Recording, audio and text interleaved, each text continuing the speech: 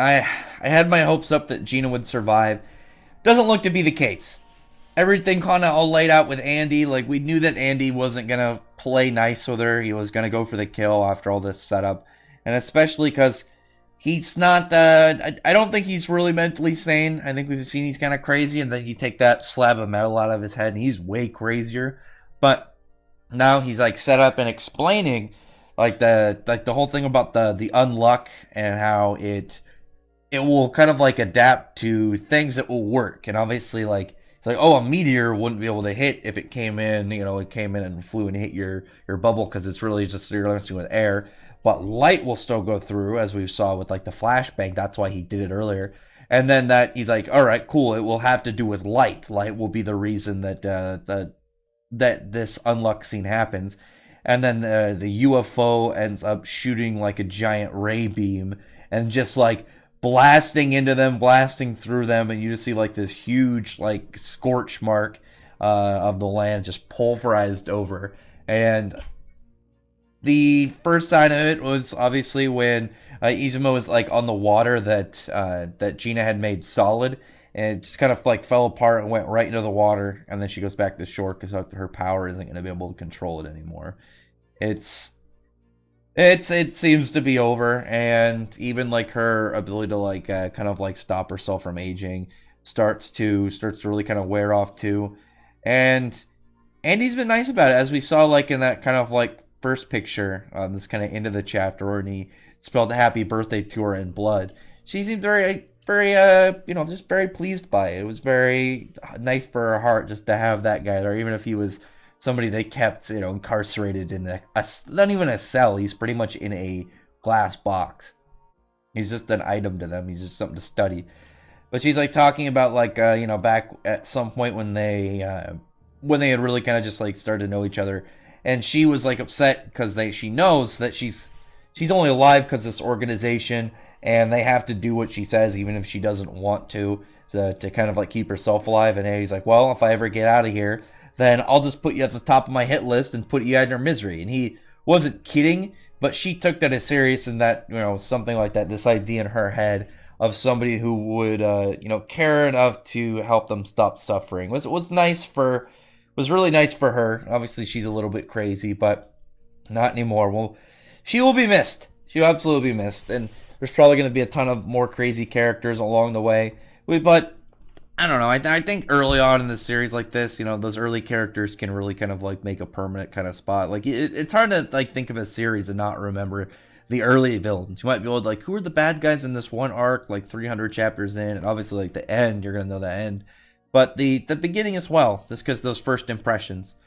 Anyway, after that point, you have this like cool looking monster come out with these numbers on it for the organization, and ends up grabbing, and it just ends up kind of like grabbing a hold of Izumo and Andy and pulling them into this other room, this whole area where all these guys are all set up, these 12. And from that, you have, including like when we saw Shen, but all these other characters. But in this like thing of what Andy's doing, and right when they show up, he bites into his fingers, and he's just like, what are you doing? He's like, I'm just saying hello. And he shoots his parts bullets at them and tries to kill them all at the first meeting. Like, just imagine that. The first time the character meets these other guys, it's not like I'm going to mess with them. It's, I'm going to kill them. They will die if this goes off. And Andy and Izumo just land in their seats. And you see these other characters, all this kind of like how, they personally end up taking care of these. This main one, with the one with the helmet, actually I can probably look at the numbers. I think it's number one. It's either a dude, it's either a very pretty dude or a woman. I'm just guessing by, if you look at the chapter, you see the lips. I'm just guessing woman, and the way that the character was standing. It's just from what I can tell, at least from what I can tell, this character is a chick, because there's always going to be that token chick. I don't think it's just going to be Izumo. I think there's going to be some other ones, and it's hard to tell. I mean, you can look at that last one really, and it doesn't look like any of them except for the one with the helmet on as a girl. On one of them, one's a robot and one's in a suit, but still, you can't really tell. And you just have all these weirdos, all these different characters. One guy that got the sunglasses actually is cool, because he ended up shooting the parts bullet by ricocheting a bullet off of the robot guy. I think that's actually just really cool. And all the other ones do their things, but I think this the way that he was presented was the most badass for sure. So it was a really fast to read chapter, not a whole lot to kind of go over. And, it was mostly like a nice send off to nice to just send off to Gina, and it made her character not just be some, I'm a strong bad guy, I'm gonna fight you. It gave her a little bit of emotion behind her too. So with that, I really like the way that she was handled. Very fun, especially with her weird power and like the UFO. That was really cool. But after that point, I just want to say, like, Andy, this is such a weird kind of like sending point at the end of the chapter, because right before they got grabbed, Andy and Izmo were gonna do like a shot, and they come in. Andy tries to like shoot these guys and then ends up catching his shot, and then him and Izmo like clack cups and then get ready to drink before taking care of these guys. He's such a badass level to him, but I really like that Izumo is like along with him, but she's nervous, but she's kind of like confident to a degree as well. She's willing to get in there, but she's still like, I need to be careful kind of thing. She obviously is not. She has a very strong power. She can't really fight yet, so she's obviously going to rely on Andy. But I think she trusts him. I think she believes in their teamwork as well, and I really like that. And that last panel, like spread where you have Andy and Izumo, and when they're about to take their shots, and you have all these characters looking at them. You have Andy with this crazy kind of like, hey, I'm here, what now, bitches? This kind of like look, just looking like a badass, kind of insane at the same time, very vicious. But I really like Izumo's because it really just shows like her conviction. I think that's really good.